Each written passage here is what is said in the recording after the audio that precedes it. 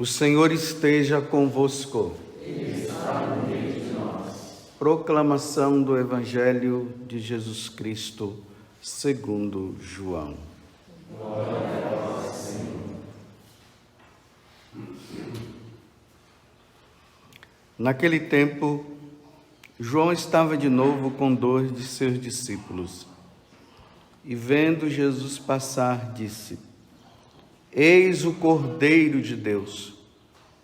Ouvindo essas palavras, os 2 discípulos seguiram Jesus. Voltando-se para eles e vendo que estavam seguindo, Jesus perguntou: Que estás procurando?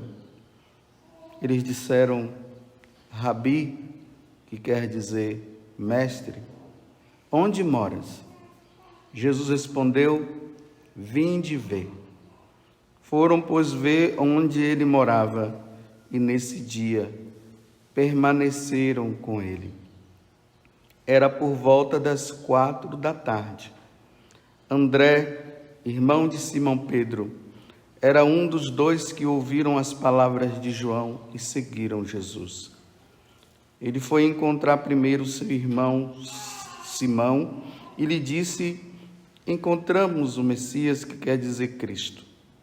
Então André conduziu Simão a Jesus.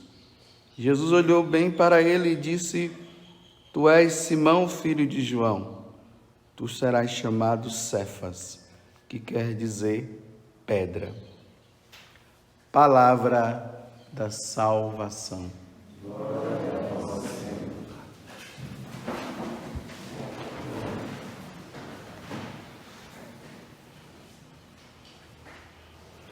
Meus irmãos e minhas irmãs, hoje é domingo, é dia do Senhor. Um dia muito importante para nós cristãos, porque celebramos a paixão, morte e ressurreição de nosso Senhor Jesus Cristo. O Senhor nos aponta um lugar melhor para nós vivermos e nos diz que nós estamos aqui de passagem e que só por Ele nós iremos um dia estar com Ele nesse lugar onde Ele habita hoje. E Ele vai nos iluminando, né? Dentro do sacrifício da missa que nós participamos, Ele nos ilumina e vai nos dando, apontando com a seta o caminho que nós devemos seguir. Só que tudo se faz a partir de uma liberdade. Ou eu sigo, ou eu não sigo. Ou eu digo sim, ou digo não. E as consequências disso será um benefício grande se nós seguirmos por onde Ele nos manda, ou vai ser uma catástrofe eterna para nós se nós não o seguirmos. Então hoje nós vemos aqui, né, que o Evangelho hoje está se falando sempre de seguimento. Deus que está chamando. Está ali João com os seus 2 discípulos. João Batista, né? Com os 2 discípulos. João, que se torna depois o apóstolo e o evangelista. E André. Eles eram discípulos de João, e quando João diz assim: Eis o Cordeiro de Deus que tira o pecado do mundo. Ou seja, tudo aquilo que João vinha falando para os seus discípulos e para aquelas pessoas que estavam seguindo ele, se realizou naquele momento. Então, os 2 compreenderam e foram, mas queriam constatar para ver como é que, na verdade, era isso, né? Então eles vão seguindo Jesus, e aqui disse: onde é que tu moras? Vim de ver. Eles foram, e ali acontece, né? Diante de uma abertura de coração, tanto de João como de André, acontece a conversão. De forma bem indireta, o evangelista João está contando como se deu o seu encontro com Jesus Cristo. E ele diz que foi às 4 horas da tarde que tudo isso aconteceu. E nessa ânsia, nesse desejo de ter encontrado verdadeiramente o Senhor, ele já vai ao encontro de Simão, André no caso, né? E chama também, e aí Pedro também vai. Simão, que depois é chamado Pedro, como Jesus falou aqui mesmo no Evangelho, e acontece a mudança dele. Houve uma abertura. Deus chama, o homem pode cooperar, como ele poderá não cooperar. Mas Deus vai estar sempre chamando o homem para a conversão. Deus vai estar sempre chamando o homem para Ele. Hoje é um dia de nós procurarmos recordar também, né? Quem foi que te levou para Jesus? Foram os seus pais, desde pequeno, já ali foi conduzindo e você foi? Ou você depois, no decorrer da vida, se desviou e depois de uma situação qualquer você acabou voltando e hoje você está perseverando? Hoje esse dia de agradecimento é um dia de nós pedirmos pela nossa perseverança, mas é um dia também de nós pedirmos a Deus a graça para que as pessoas que estão sendo chamadas por Ele, elas possam abrir o coração. Porque olha bem, hoje, para o homem abrir o coração para Deus não está sendo fácil. Antigamente era mais fácil, difícil, mas mais fácil. Hoje está difícil. Lembremos que o próprio Jesus falou que quando nós estivéssemos chegando aos finais dos tempos, né? O coração do homem iria se esfriar. E isso nós constatamos nos tempos de hoje, que o coração do homem está mais endurecido. Até mesmo aqueles que estão dentro da igreja. Eles estão na igreja, mas estão com o coração endurecido. Não estão com o coração tão convertido. Por exemplo, nessa primeira leitura, né? É interessante que nós vemos aqui o chamado de Samuel. Ele está lá no templo, então ele começa a ouvir essa voz, Samuel, Samuel, e aquela coisa toda. Aí ele pensa que é o sacerdote Eli que estaria chamando ele. Aí ele vai e pergunta para Eli, ele diz que não é ele. Então ele fica atento, porque pode ser Deus, e chama. Aí ele acaba indo, e aí Deus acaba falando com ele. Mas é interessante que nós sempre usamos essa passagem para falar da nossa vocação, né? Que Deus nos chama e tal, e aquela coisa toda. Mas vocês sabem por que é que Deus está chamando Samuel? Depois, se vocês tiverem a oportunidade, vocês leiam os capítulos que antecedem. Nós estamos no capítulo 3 do primeiro livro de Samuel. Se vocês puderem ler os capítulos que antecedem, vocês vão entender. Sabe por que é que ele estava chamando? Deus chama Samuel por causa de Eli,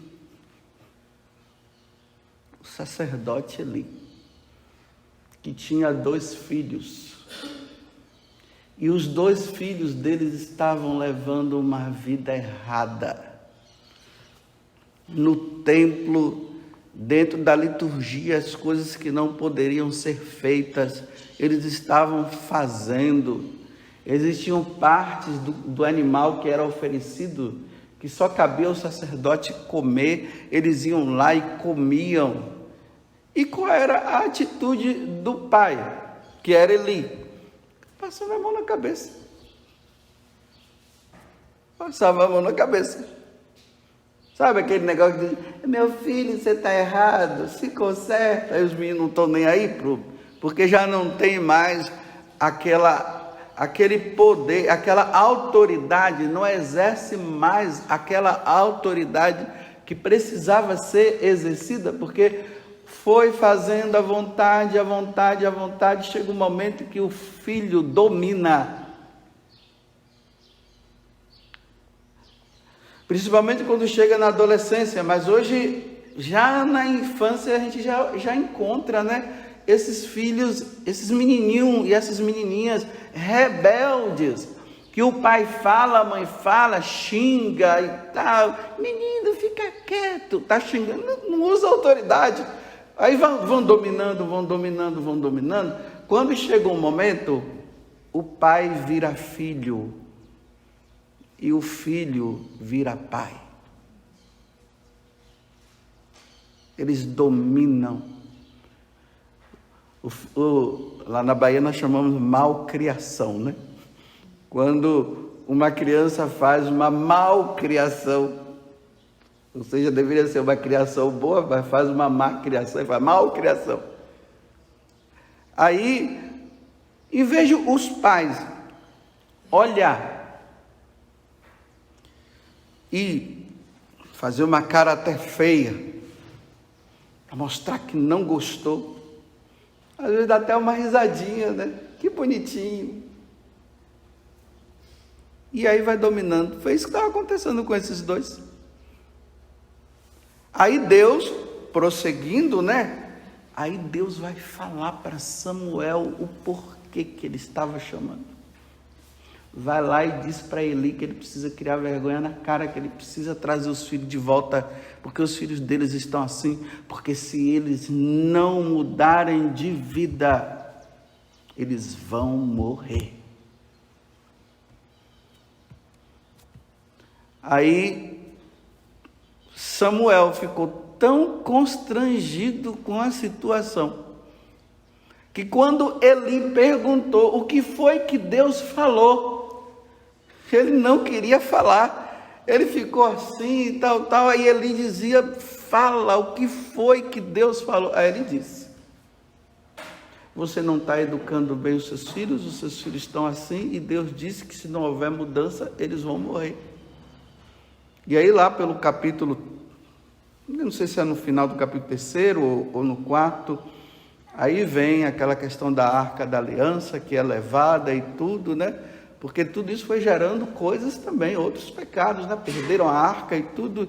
E aí a família foi disseminada, não mudaram de vida.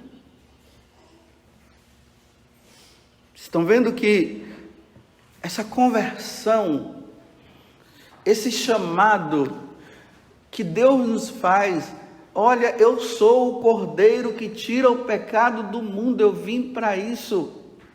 É preciso que o pecado seja retirado para nós podermos viver aquilo que eu disse ontem, né? Quando na vocação de Mateus, que eu dizia ontem, bem, para Mateus deixar aquela vida errada que ele tinha, Deus teria que oferecer algo maior e melhor. E é a vida eterna junto com Deus, porque não existe nada que supere a vida nossa com Deus. Não tem nada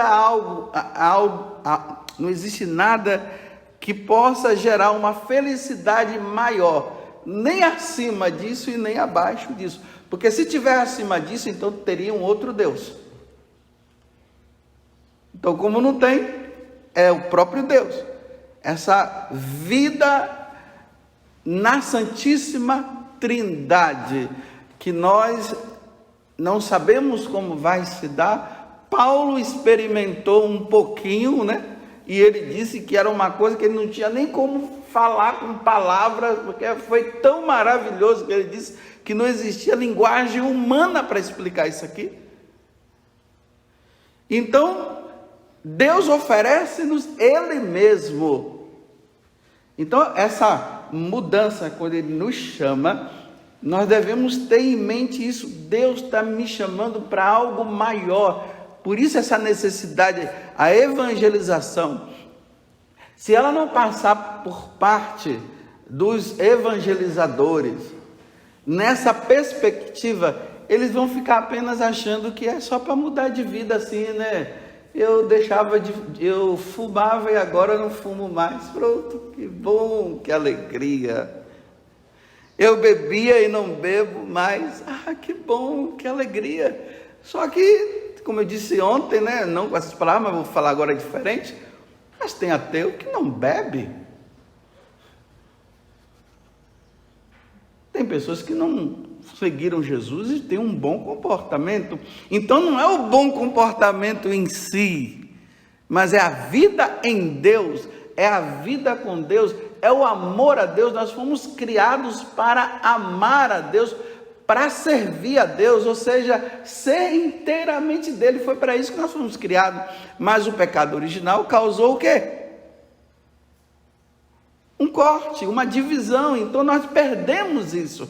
E agora nós temos que suar, nós temos que correr, temos que ir atrás, nós vamos ter que fazer penitência, nós vamos fazer tudo, porque a inclinação está muito forte ao afastamento dele. Senão a gente fica ali, tudo bem, né? Imagina aquele homem que é bonzinho na sua casa, ele é ótimo, ele é o tipo do homem que a mulher queria. Só não tem vida espiritual, não tem vida sacramental, não vai na igreja, não se confessa, não recebe a Eucaristia. É bonzinho. Meus irmãos, entendam, o inferno está cheio de pessoas bondosas. Elas eram até boas, sim, mas não eram de Jesus Cristo, não viviam uma vida santa. Viviam um bom comportamento,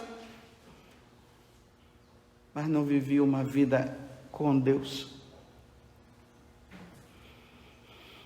Então, que nós sigamos Jesus, sabendo que Ele tira o pecado, para que nós andemos na graça. Não adianta, meus irmãos, seguir Jesus e andar na desgraça do pecado. Não adianta. Diz que eu sou de Jesus, mas não. Vou contar um exemplo, para assim eu encerro também, para vocês entenderem melhor. Estava conversando com uma médica, mas vi a mensagem, né? Eu já conheço ela há muito tempo, é uma mulher assim muito de Deus e muito de Deus mesmo. Ela mandou uma mensagem de voz para mim, assim, preocupadíssima. Ela dizia assim: Padre, hoje eu encontrei com as minhas amigas de adolescência, do tempo dos 16 anos. Os anos se passaram, umas se casaram, outras não. E pelo tempo, né, essa pessoa que eu conheço deve estar ali na média dos seus 52, 53 anos. Então, isso significa que essas amigas dela já são pessoas bem maduras. Aí ela dizia assim para mim. Aí nós estávamos lá conversando, e eu perguntando para elas como é que elas estavam na vida delas com Deus e tal. E a conversa era essa, né? É adultério, mulheres casadas, vivendo no adultério. Veja que São Paulo aqui na segunda leitura, ele está recomendando, né? O corpo não é para a imoralidade, mas para o Senhor, e o Senhor é para o corpo, e Deus que ressuscitou o Senhor nos ressuscitará também a nós, pelo seu poder, se nós vivermos fora da imoralidade. E elas assim, e ela começou a dizer não, vocês não podem viver isso, vocês são casadas. Tinha outras que não eram casadas, viviam juntos, e assim, vivendo como os adolescentes, entre aspas, que não deveria viver, acabam vivendo, e os jovens também. Aí ela falou: não pode viver assim. Aí olha o endurecimento do coração delas. Você está dizendo que nós temos que ser propriedade do nosso marido? Olha só, olha o que está na cabeça dessas mulheres. Nós não somos propriedade dele não. Ou seja, se elas não são propriedades do marido, ela vai ser de outros, né? E é isso que está acontecendo. Ela disse, pois é, eu passei por todas essas fases, e agora eu não quero mais saber disso não. Você é muito radical. Não precisa desse radicalismo todo. Olha, se eu sou radical, mas eu quero dizer para vocês que isso está errado, isso não agrada a Deus. E elas rebatendo, ela disse, aí no final, para dizer assim, olha, você leva a tua vida que eu levo a minha, elas disseram assim para essa pessoa, eu respeito a ideia de você, nós respeitamos a sua ideia, está vendo? Esse diálogo que muitas vezes acontece entre nós, quando uma pessoa às vezes vem nos corrigir, e como hoje não existe mais a questão da verdade, cada um carrega a sua verdade dentro de si, aí quando a pessoa diz assim para aquela outra, olha, isso aqui que você está vivendo não é uma coisa errada, ela, quem é você para falar comigo isso? Aí a pessoa sempre termina assim, olha, me respeite que eu respeito você. E aí dão uma incrementada na conversa e diz assim, Deus conhece o meu coração. Meu Deus do céu, quando você diz assim que Deus conhece o seu coração, esse coração desse jeito, pior é que Ele está vendo mesmo. E quando você diz que Deus conhece o seu coração, e se seu coração está errado, quando é que você vai mudar? Porque aquele negócio, Deus conhece o meu coração, mas eu continuo na minha vidinha. Aí tá bom. Aí eu respondi para ela. Eu disse assim, olha, hoje em dia, as pessoas elas têm uma concepção de relacionamento com Deus e de experiência na igreja apenas como um ato social. É isso. É um ato social. Eu pertenço àquele grupo que se chama Igreja Católica. Como tem aquele outro que pertence a um clube, né? O Rotary Club. Como tem aquele outro que pertence àquele grupo lá do Flamengo, do Corinthians, do São Paulo. Cada um faz parte do seu grupinho. E lá você paga a sua taxa, paga o dízimo, no caso, e aí você tem direito, né, a casar na igreja, a batizar os seus filhos na igreja. Aí você vai lá no domingo, ouve algumas coisas que os padres falam, ou você concorda e não concorda, depois você vai para sua casa e vai vivendo. É uma vida, é um ato social somente. Mas não há mudança de coração, não há desejo de viver a santidade. Aí eu volto a dizer aquilo, porque nós vivemos, meus irmãos, num mundo aonde a conversão está difícil. Aí ela respondeu, é mesmo, padre, eu estou rezando e tal. Aí eu disse assim, olha, se não houver cooperação com a graça de Deus, porque assim, olha, Deus chama e o homem coopera. Sim, eu quero. Deus chama e o homem diz, não quero. Deus não vai intervir. Então, enquanto nós estamos vivos, Deus está nos chamando, está nos chamando, está nos chamando. Aí uma delas disse assim para essa pessoa, as minhas filhas, elas namoram, então eu chamo o cara para vir para casa, porque assim ela tem relação sexual na minha casa, não vai ser na rua. E ela encerrou dizendo assim, padre, são senhoras de igreja que rezam o terço, que vão na missa e fazem adoração ao Santíssimo Sacramento. Veja só, como é que a pessoa vai na missa, ela reza o terço, faz adoração ao Santíssimo Sacramento e não muda de vida. É o politicamente correto isso. O politicamente correto é isso. Externamente, eu vou na missa, externamente eu faço adoração, eu rezo o terço, externamente eu faço tudo isso, mas interiormente não há mudança. Às vezes eu fico muito preocupado conosco, trazendo aqui para a comunidade, né? Eu tenho muito medo, preocupado conosco aqui na comunidade. Politicamente correto, faz o estudo, politicamente correto, reza o texto e olhe lá. Politicamente correto, faz adoração, politicamente correto, vai na missa diária todo dia, mas não muda interiormente. As conversas são iguais às conversas do mundo, as brincadeiras são iguais às brincadeiras do mundo, os filmes que se assistem são os filmes que não trazem nada de bom para nós, que só nos leva a pecar. É assim. Irmão detonando irmão. Rezo, faz adoração e detona o irmão na mídia.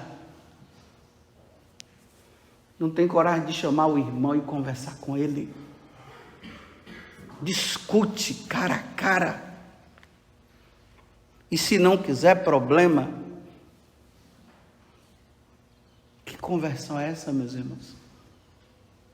Que vida com Deus é essa? Aonde eu exponho e detono esse ou aquele, não há mudança de vida. Aí voltando ao que eu disse, se não houver cooperação com a graça de Deus, não há mudança de vida, há só ação externa.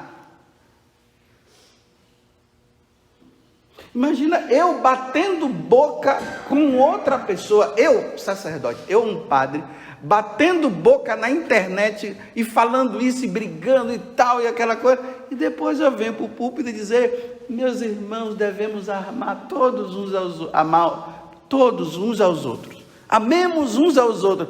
Como você detonou o outro, falou mal do outro, agora me pregar o evangelho, que esterilidade é essa de evangelho?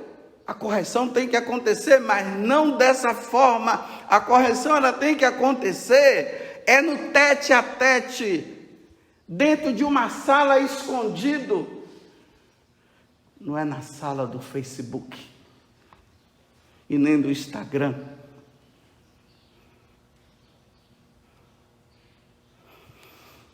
Não há mudança, aí tem que haver cooperação. Aí eu terminei dizendo assim para essa pessoa, e como os tempos estão difíceis, para haver a conversão, tem que ter por parte daquele que está querendo levar o outro a Deus, penitência, vida de penitência, se penitenciar por elas, porque foi isso que Nossa Senhora falou em Fátima: rezai pela conversão dos pecadores, façam penitência. Vocês estão dispostos a fazer penitência? Sim, nós estamos, respondeu aquelas 3 crianças. E a vida delas foi vida de penitência, de conversão, para que os outros mudassem. Vocês estão vendo como é que é? Os tempos são difíceis, nós precisamos observar. Os tempos são difíceis. Aí ela terminou, e agora eu termino. Ela disse assim, como trabalha no hospital, ela disse: eu estou falando só para o senhor, mas eu tenho feito, padre. Eu pego aquelas gases fedidas que me causam repugnância das feridas dos outros, que ficam jogadas assim no chão, que está lá no lixo e ninguém pega. Eu vou lá e pego com aquela repugnância e digo: Senhor, ofereço por essas minhas amigas, pela conversão delas, e assim outras coisas que ela faz. No dia de hoje, nos alegremos pela nossa perseverança. Mas peçamos a Deus a graça que nós não estejamos no politicamente correto. Dizemos que exteriormente nós levamos uma vida com Deus, mas nós não levamos. André, João e Pedro levaram, foram até o fim e morreram por Cristo.